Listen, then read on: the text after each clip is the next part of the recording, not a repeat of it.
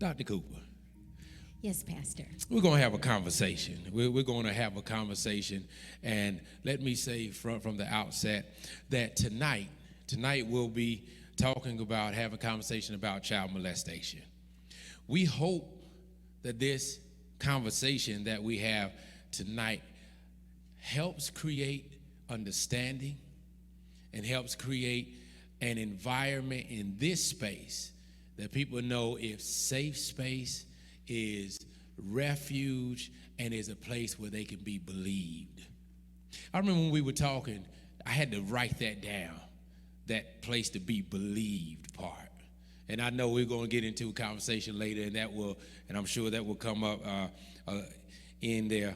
But and I want to let you know that we will not be taking questions from the congregation, nor will we be taking questions from our connected campus, because we want to make sure that we continue to keep this space safe and a place of refuge. So we won't be taking any questions. But if there are questions that you need to ask, you can email me personally at drstackhouse@lewischapel.org. That's drstackhouse@lewischapel.org. And you can also, there are boxes in each lobby area with question marks on them. You can drop questions in there anonymously, and then I can reach back out to you, or I can just answer those questions, or Dr. Cooper can answer those questions at a later date. Now, I will in good church fashion, I'll yield the floor, so because I want you to give you an opportunity to introduce yourself. Thank you very much.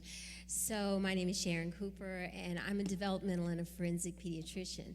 And I've spent, since 1980, working in the area of crimes against children. So because of that, the whole issue of child sexual abuse has always been very prevalent and very much a concern, because it is so difficult for families and school members and basketball teams and other youth-serving organizations, Boy Scouts, etc., to be able to reconcile to themselves, how could this happen on my watch? Most of us try very hard to protect children, and when something does happen like this, it is devastating to everyone who cares and loves for those children. So part of my prayer for this conversation is that we are able to help people deal with the trauma that they have. And the reoccurring theme throughout our conversation tonight is that there is healing. There is healing from trauma, and there is healing from molestation. And let me share that the way this conversation, the fact that we're sitting here tonight having this conversation before the congregation and whoever else wants to engage, really came out of a conversation I had with a member, because we're discussing family. And since we're discussing family, I was having a conversation with the member, and she said, "Pastor, now while we're talking about family, I want you to really give some consideration to talking about child molestation." And my initial reaction was, "Oh, no, oh, absolutely not. I cannot talk about that. I can't. I'm not allowed to. It is too sensitive and too touchy of a subject." But that very voice that said I can't also said that's the reason you have to. Right. See, what I am convicted by as a pastor is, how can I expect somebody to heal from something, want somebody to heal from something, even pray in my secret closet for somebody to heal for something, but their own pastor won't speak to it? So that's what we're going to do tonight. We're going to speak, because there is healing. There is healing. So I called you immediately. I got off the phone with that member and called you immediately, and we had a conversation that has led us to this moment here. Yes, that's correct. And I thank you for that opportunity. You are absolutely right. The whole issue of child sexual abuse, molestation, child sexual exploitation, there are a lot of terms for it. But the bottom line is that children are being abused at a fairly high rate, much higher than we would expect. And whereas on TV, it looks like children who are sexually assaulted sexually assaulted by strangers or, somebody at the five and dime store or something. The truth of the fact is the most common individuals who will sexually assault a child is a family member. That is the most common type of offender, and the reason is because this is where children are. They are in their families. This is in a place where everybody expects them to be safe, and unfortunately, that isn't always the case. And so it is very important for us to be thinking about that and letting our friends and others know that this is a tragedy to have happened to you, but God is always there for us, and we will heal from this. But we can't heal very well if it has to always remain a secret that we never can speak of to anyone. Because if we can't say anything about it, then, everybody else in the family will just know there's a secret.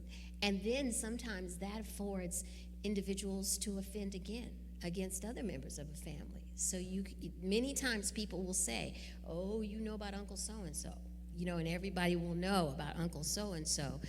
And once they know about that individual in the family, you try really hard to protect children, because for children, someone getting closer to them in that manner is very confusing. They do not know. They don't understand. Is this okay? In fact, most of the time children think that this is okay because you're my brother, or you're my dad, or you're my grandfather, or someone like that.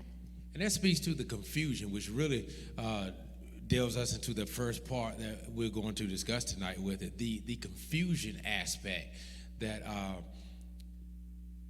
that's a part of dealing and healing with child molestation. Can you talk about how that confusion plays out in the inability to either address it or heal from it? Yes, most assuredly.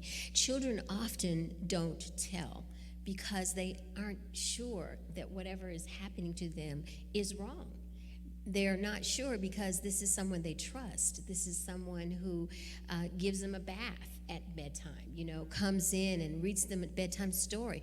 They for a young child in particular, 4, 5, 6, 7, they have no knowledge that whatever this person is doing doesn't feel like it's right for me, because they're too young to know. And once that happens, and it happens over and over and over again, children are very confused about whether or not this is okay. And they're afraid to tell, because usually an individual who is doing this to a child will tell them, everybody won't understand how much I love you, so this has to be our secret. And but it's a good secret because you're my favorite. I will give you this or take you there or let you have this reward. And that makes the child have higher self-esteem because they're kind of important. So it's very confusing for them. So it's just so often then the child would just be confused about what is right and what is not right, because when you're a child, you're supposed to learn what's right and what's not right from the adults. And if the adult is then blurring those lines of what is right and what is not right, that would cause massive confusion in a young child's mind. That's right. And that's why a lot of times in schools and other youth serving organizations, they have programs that are talking about good touching and bad touching. That sometimes is the first time that a child might hear that maybe this is not okay, because any part that my bathing suit covers is usually the way that it's introduced to young children. Any part of your body that your bathing suits covers is your private parts.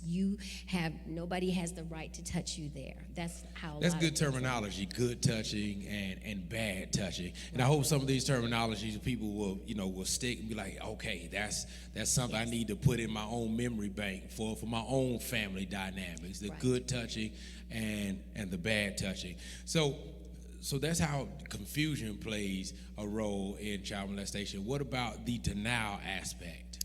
Denial is extremely common. First of all, when a child realizes that things are happening to them that are starting to make them uncomfortable, they'll try to talk themselves out of that, as we all do.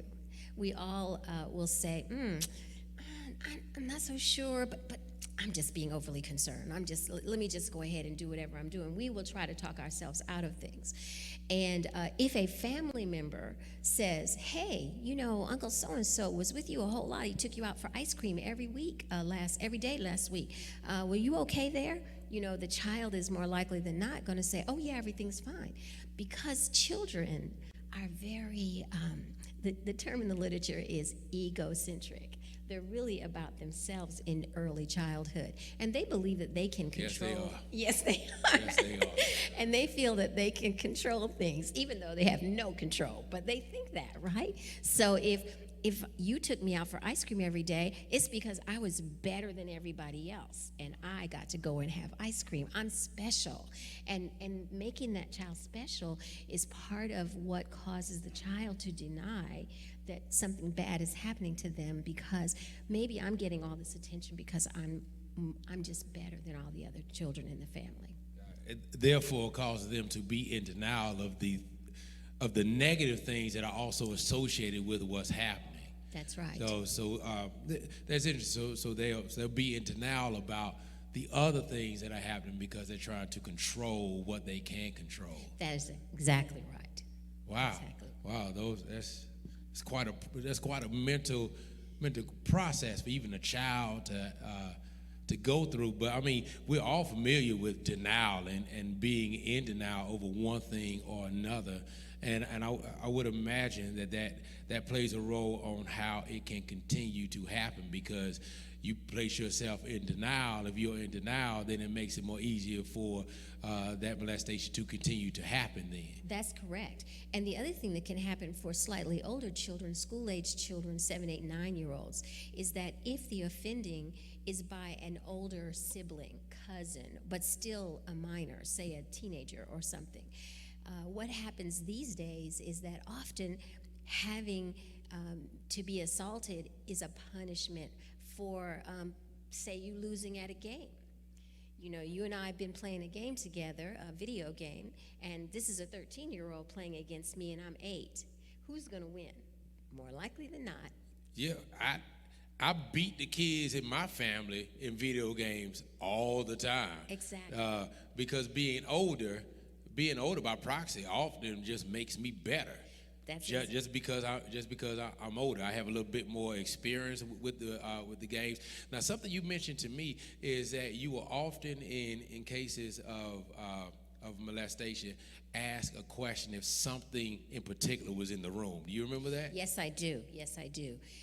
It's probably since about 1996 to the present, we began to see some differences in child molestation by youth. And what we found was that children who were telling us that another child had touched them or hurt them in a sexual way, I would always ask them, can you tell me, was there a computer in the room?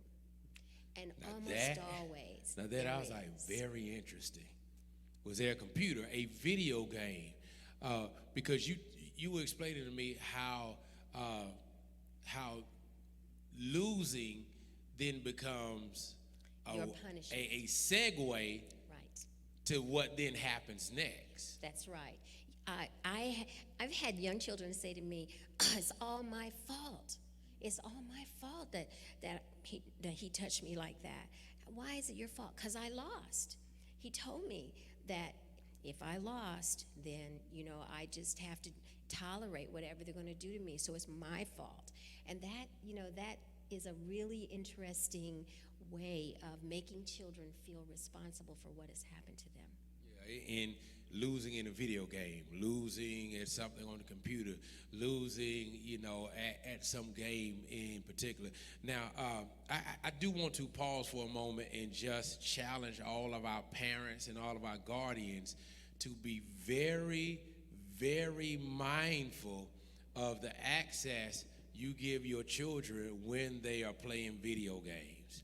I told you that I play video games with my sons. It's part of how we spend time together and bond at certain times. And parents, guardians, I am telling you, you must monitor if you can. Just shut it off. If they're going to play online with other children or other adults, because you can't really see who they're going to be playing with. It's just whoever the algorithm matches them with for any particular game. And the only thing the algorithm needs to match them with any particular game is just somebody looking to play the game at that time. That's it.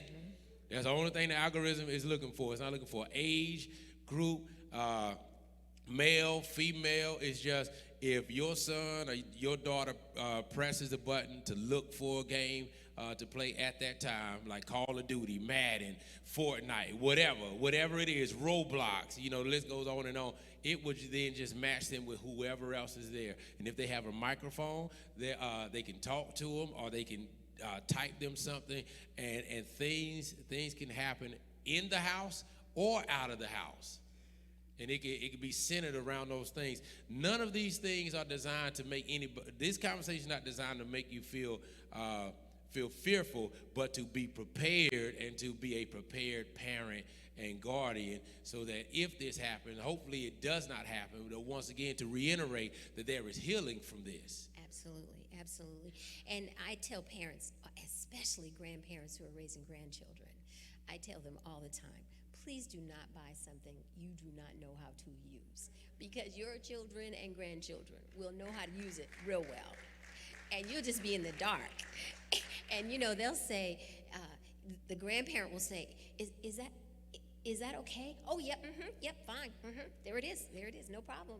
And poor grandparents, I just feel so badly for them, because it's hard for grown folks to keep up with technology. It is. Oh it my is. gosh! But kids, they are very good at it. My kids are starting to tell me stuff, right? There comes a shift in parenting where you start to go ask your kids, hey, what is this? And how do you do that? And you parents know what I'm talking about. It was a shift from when you tell them everything to when they start to teach you some things. That's right. That's exactly right. Yeah. In conversation about healing from molestation, how does the fear factor play in? Hugely. Very often, children who have been victims of any type of sexual assault or abuse are told, first of all, that it's their fault. Second of all, now let's not blow through that. Let's pause right there for a moment. They're told it's their fault in general by who? By the offender.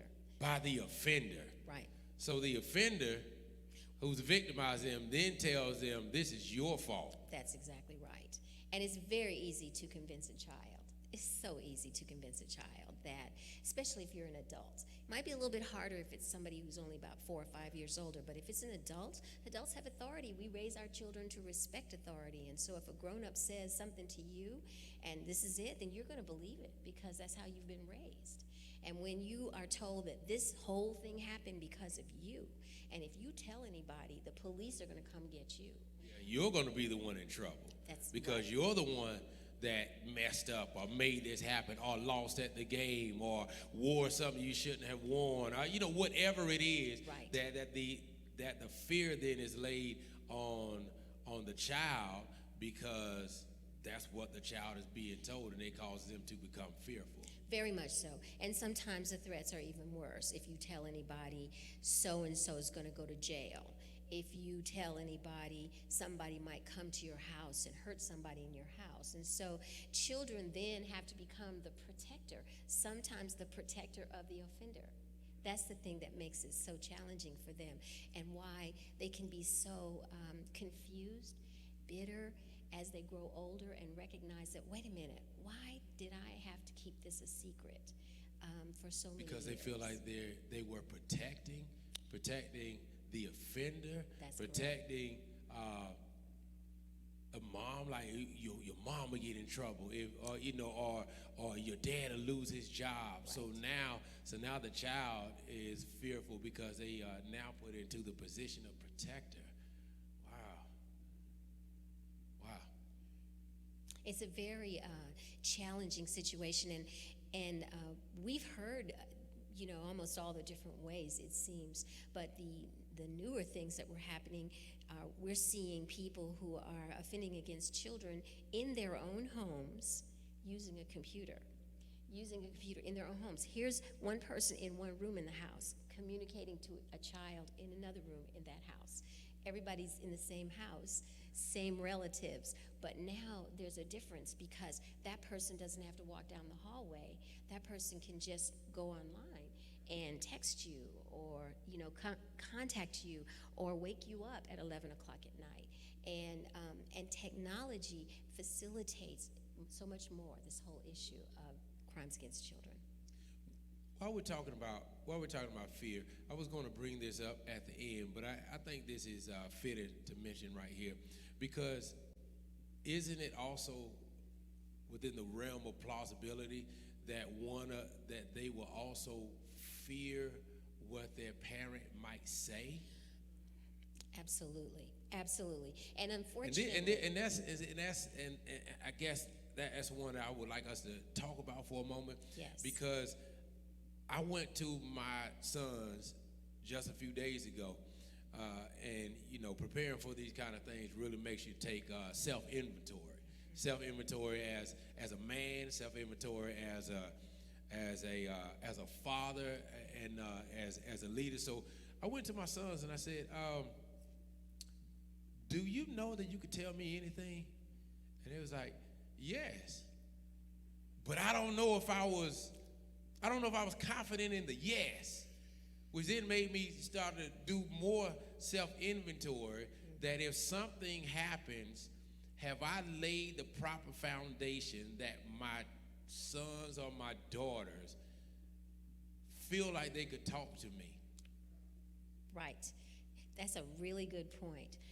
Sometimes that's the most wounding part in life, when a child tries to tell someone in their family that something is happening, and the family reaction is, well, you shouldn't have done this. That puts the onus of protection on the child. The child has to protect themselves, and children are children. They cannot protect themselves from adults, and they never forget that.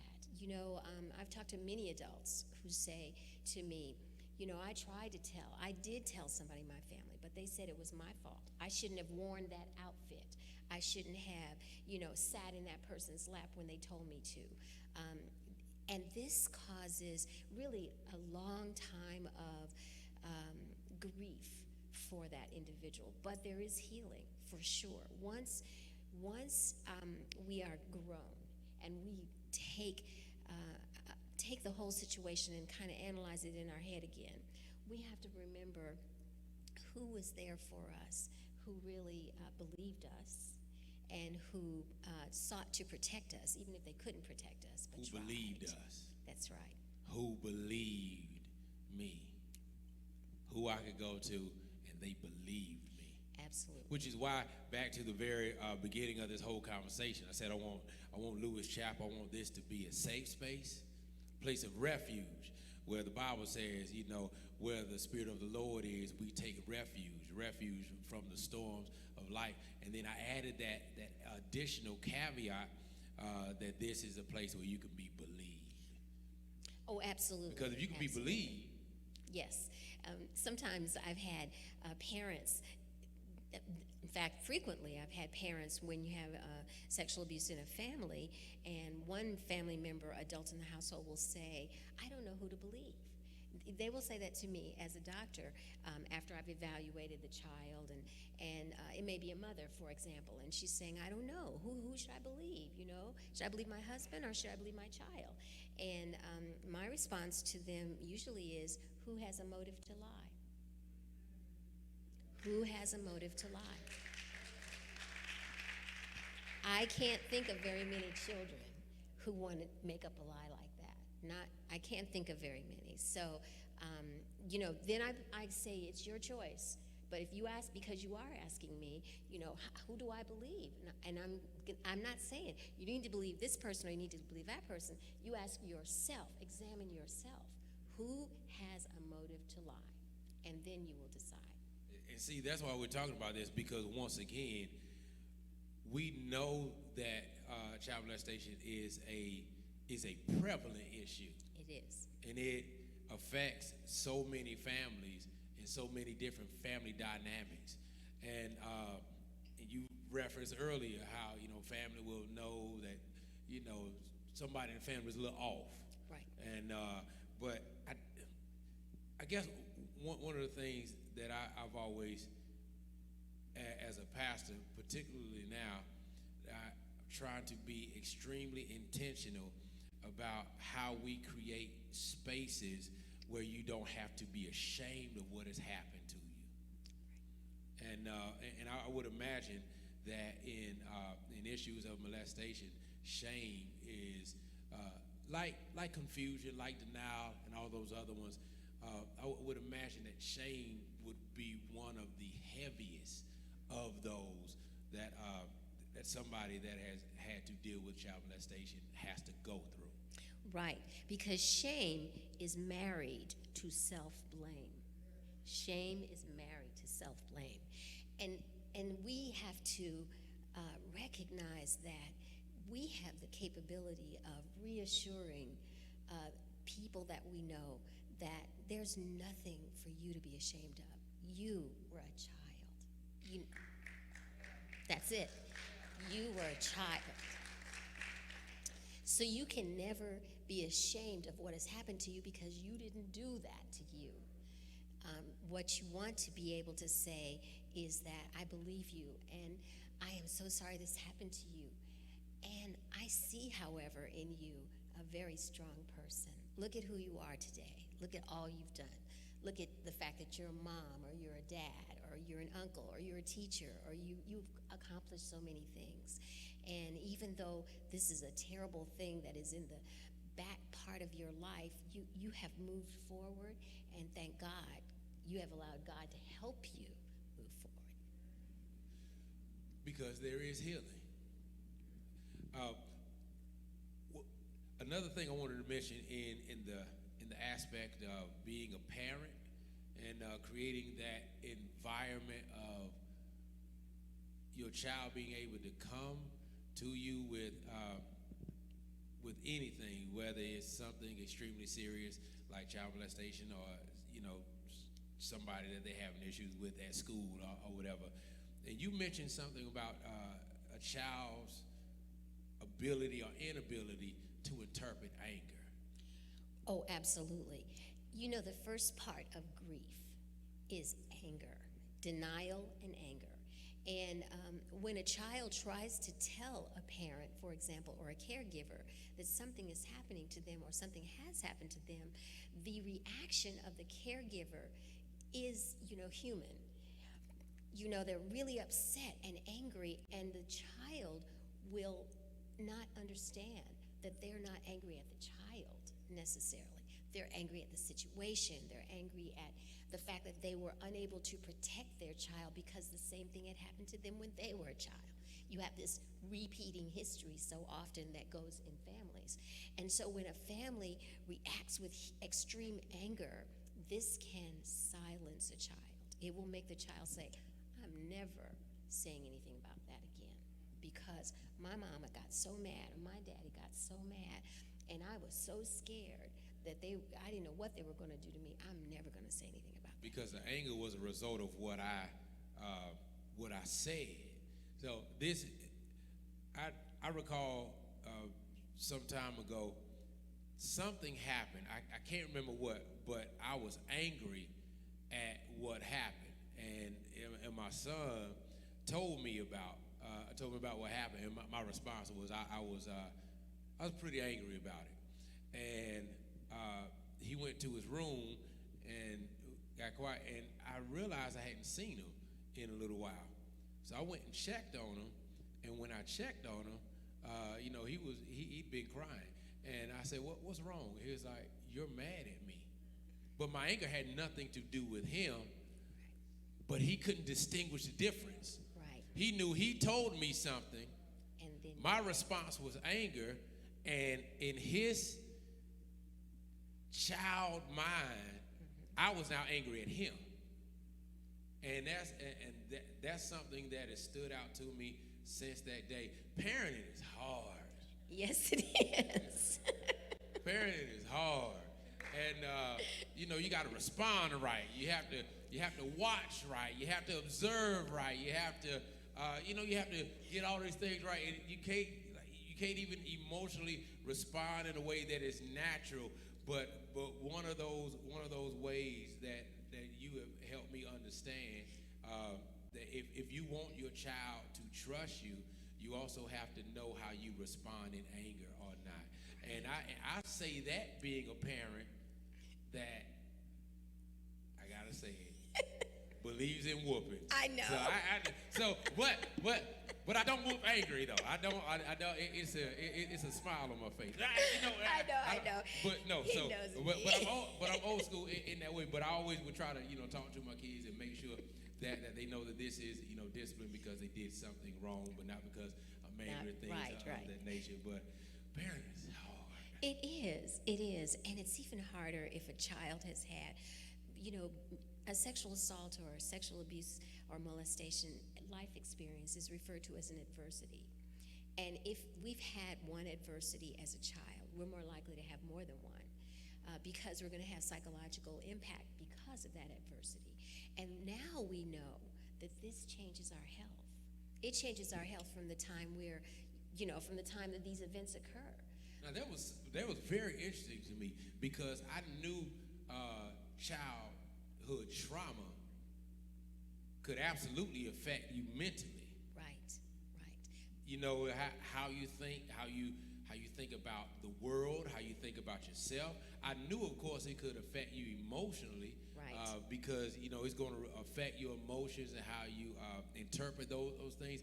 But that piece that you told me was so fascinating because I had not thought about that. It would also affect health, which is a very interesting and I think key part of this conversation because we've been talking about it this entire time in terms of the child, but that child is going to grow up. Exactly, to be an adult. And when you have been wounded as a child, and especially if it's not a one-time event, if this is something that is a recurrent event, your brain starts to produce more stress hormone because you're stressed a lot. You're always on guard. You're always afraid. You're always, being vigilant. And once that cortisol, stress hormone, starts to rise, sometimes it gets reset. And instead of it being here, it's up here in your head. And elevated cortisol levels cause us to have a lot of medical problems. One of them is heart disease. Because when your cortisol level is high, your heart rate is high. It makes your heart beat faster all the time in your sleep. When you're awake, your heart is beating faster than it should, and it's going to wear out sooner, so you're going to get more heart disease. Another thing is that it affects, interestingly, a part of our brain that controls our appetite, and it causes us to have an elevated appetite. And so many times, one of the health problems that we see from childhood trauma, including child sexual abuse, is obesity. And it's really related to the fact that your hormone levels are not balanced in that way. And so we now know this from a big study in 1998, and it's now, part of all of our major health prevention organizations like the CDC and others. And they tell us as healthcare providers that we need to be helping our children now. We don't want to say, okay, don't worry. When you're 17 or 18, you'll feel better. No, it's going to start making you get sick now. Asthma is higher. You have more problems with arthritis. And this is the piece that really gets me. Our patients will grow up to develop autoimmune disorders, meaning medical problems that we draw blood from you, and you have antibodies in your blood, and like lupus, erythematosus, and thyroid disease, and many of the kinds of diseases where we check you by drawing blood, not by listening to you and thinking that you're a flake. It's not like that. These really are, for sure, serious medical problems. So that's why it's important for us to try to get it right when our children first approach us, or we find out that they have been victimized. And part of getting that right, part of that healing process, part of becoming whole from something that has been so traumatic, and that at the end of this, we're going to have numbers for people to call. We're going to have websites for you to go to. We're going to have ways for you to find counselors in your area and things of that nature, because I understand that as we pursue healing from it, this one singular conversation can not perhaps be the healing conversation, but if we can at least help you start it, if we can at least help you start the healing process from it, then our labor is not in vain. So we will discuss that at the end, which is coming up in just a few moments. So that's ways that it can affect, mentally, emotionally, and health-wise. Right. That's right. Something I have to have you speak to, because I never thought about it in the way that you presented it, and when you did, I wrote it down to make sure that we discussed it, because I understand that when somebody has experienced trauma, when a child has experienced trauma, particularly this kind of trauma we're talking about, child molestation, that their behavior changes. And it is what I classified as acting out. But you described it in a different way. Do you remember that part of the conversation? Yes. People do say, "Oh, this child or this teenager is, risk taking and acting out." This is a child who is traumatized, number one, and who is dysregulated because they're in that part of that brain. They're trying to survive. They're trying to make sense of things. And when you have those dynamics going on in your mind, it will make you always be on guard. It will make you vigilant. You will not be trusting. You will have more difficulties with learning because you will be distracted. And people will think that you have ADHD when in fact you have PTSD. And they look very similar. Intrusive thoughts, you forget what you were doing, can't stay focused, this and that and the other. And people will say, come back, you got to do your schoolwork. What's wrong with you? And I see patients like this all the time. And when parents tell me, he just can't finish his work, he's not learning well. But if I know that there's been this prior event in that child's life, post-traumatic stress disorder looks just like ADHD, only it doesn't get better with Ritalin. And another piece of that really blew my mind, really, is you mentioned how in the process of what I had classified as acting out or becoming rebellious, is that for some of them in the process of doing those things, starting to smoke, starting to drink, starting to even act out sexually, that in their mind, they think they're healing. Because you explained to me that if it gives me escape, right, then escape makes me feel better. Right. And feeling better is healing, right? Mm-hmm. So I'm not acting out to act out. I'm trying to find a way to heal. That's exactly right. And I was like, oh, it blew my mind. I was like, oh my Lord. So we were like, yeah, they just rebelling and they just acting out. They're traumatized and looking for a way to heal. That's right. And there's a really good new book out for which Oprah Winfrey was one of the co-authors, and Dr. Bruce Perry is the primary author, called What Has Happened to You? And it's all about that. We should not be asking patients, what's wrong with you? We should be asking them, what has happened to you? Oh, one closing thing, and then Roy and Jeremiah will be ready for you to put up the information for people to reach out and call, and websites and things of that nature that they can go to. It will also be pinned in the comments on YouTube and on Facebook, so you won't have to look for it. It'll be right there in the comments where you can reach out and how you can reach out. One last part of the conversation that I really felt important to mention in the process of finding healing We've been talking about finding, the understandings of it, to understand it a little better. But in the healing of it, you mentioned something that people who go to counselors and doctors, particularly those who are trying to recover from trauma, have started to ask for. Oh, yes, they have asked for spiritual support. It used to be that, we would have psychiatrists and psychologists, etc., and they have their place for sure.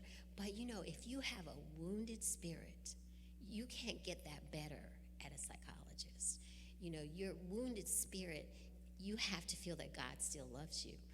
You have to feel that you are in a place of safety and that people will understand you, which is why it's so important as congregants that we are not judgmental and that we don't pass judgment. And you also added the caveat that they started to ask for counselors that believe in God. That's right. That's exactly right. To ask for psychiatrists and psychologists that believe in God.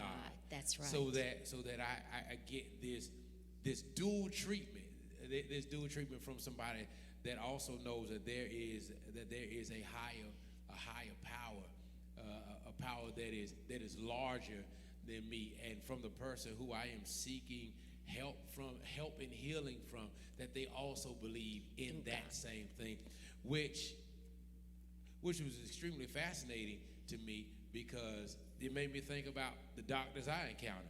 And I do feel better when a doctor is like, God bless you. Absolutely. I'm like, oh, okay. So educated, been in medical school, but they believe in the Lord. That's right. And so it was very encouraging to know that a part of people's healing, they are also requesting that God be in that healing, whether they are in a sanctuary setting or even outside of a sanctuary setting. That is absolutely right. It's taken a long time for us to recognize that we are not just a body. We're not just a body and a mind. We're a body, mind, and a spirit. And so we have to have all three of those components in order to be well when we've had traumas like these. Well, thank you. Can we give Dr. Sharon Cooper a hand for?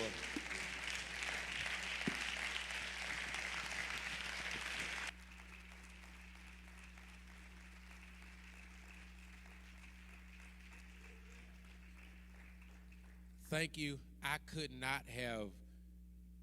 am ill-equipped to have this conversation without you. And the only way that I could have had this was with your great and astute guidance on this. So thank you so much. Once again, it is our prayer. It is my sincere prayer that not only has this been informative for families, but that if you have dealt with child molestation, either as the person who has dealt with it or in your family, that perhaps we gave you some more information that can help you deal with it, and not just deal with it, but help you heal from it. Because there is healing. And you see people in the process of their healing, and you've seen people in the process of their healing for quite some time. Oh, absolutely. I sure do. I've seen people who are doing wonderfully. And they, as children, I knew them as children, and I know them as adults. That's a sign of age, but, try not to think about that part. Yeah. So be encouraged. Be encouraged. There is healing from whatever your trauma is, even if that trauma includes child molestation. Families, be encouraged. My brothers and my sisters, be encouraged. And one last thing before we go, because I would be remiss, Dad, if I did not do this. I know this was not a normal conversation, nor was it a normal setting, but I want you to know that if your soul is not saved, if you're in the process of going through life, poetically speaking, they would say there's a storm out in the ocean. In the symbolism of the song, they describe your life, your soul as a ship in the midst of the storms of life, tossed and driven like a storm, and the ship is tossed and driven. And it says, you know, every ship has an anchor. And the anchor, when lowered, has to hold on to something. It just can't drag, and or else the anchor is no good. So here's the symbolism of the song. There's a storm out on the ocean. It's moving this old way. If your soul, the ship, is not anchored in Jesus, you will surely drift away. But listen, you don't have to drift any longer. You don't have to drift any longer. And I'm not trying to make some false promise to you that when you give your life to Christ, all of a sudden in the process of that, whatever despair, whatever anger, whatever trauma you have will just melt away with the snap of a finger. Jesus is not a magic trick, neither is salvation. But I will promise you this, that giving your life to Jesus will be the best decision you've ever made. And he can help you. And he can help you recover. And he can help you recover. My brother, my sister, he can help you recover if you give your life to him. If you believe in your mouth and confess, if you believe in your heart, confess with your mouth the Lord Jesus Christ, he will come into your life and he will save your soul. Wherever you are, whoever you are, however you are, Jesus is ready to save you. You can call Lewis Chapel. You can Google the number. You can text that number right there. It's a free number to text. Or you can go to lewischapel.org. I'm not doing this for the church to grow and get bigger or for any clout or anything like that. But we are a church that wants you to know that this is a space that is safe. This is refuge. This is a place where you can come and be safe from the storms of life. And if you're already saved, and you're looking for a church home, we welcome you with all the warmth and love of Jesus Christ. Whether you're in this Rayford area, whether you're in this Fayetteville area, whether you're not in this area, be a part of our connected campus. Make Jesus a part of your life. And on that, my brother and sister, we'll stand and we'll receive the benediction. As soon as I pray, matter of fact, while I'm praying, Roy, you can go ahead and put the information up now. Lewis Chapel, I'll see you on Sunday. We'll be celebrating HBCU Sunday. We'll have on our HBCU paraphernalia and those other kind of things. Fraternities will be here, sororities will be here, and we'll have a good time on Sunday celebrating the wonderful Lord that we serve. You see the information there. There'll be more information that we will email out and send out to all of you, websites, things of that nature. Amen. Let us pray. Hold on. I'm sorry. One moment before I pray. I just want to check something. I want to make sure I don't leave anything out. Y'all indulge me for just one moment. I want to make sure I don't leave anything out.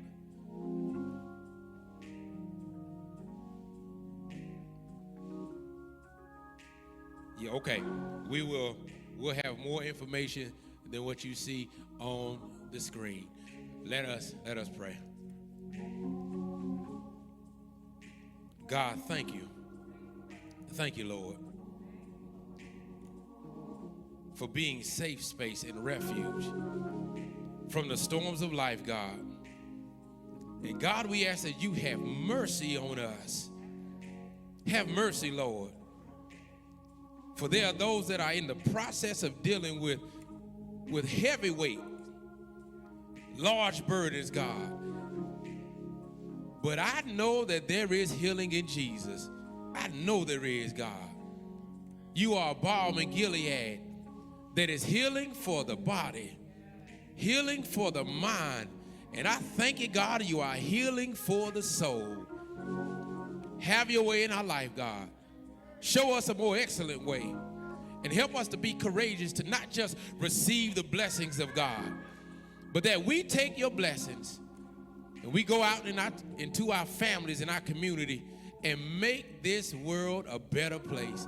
And if we have done that, then God, surely our labor is not in vain. Thank you for Dr. Sharon Cooper Brooks and her work and her bravery.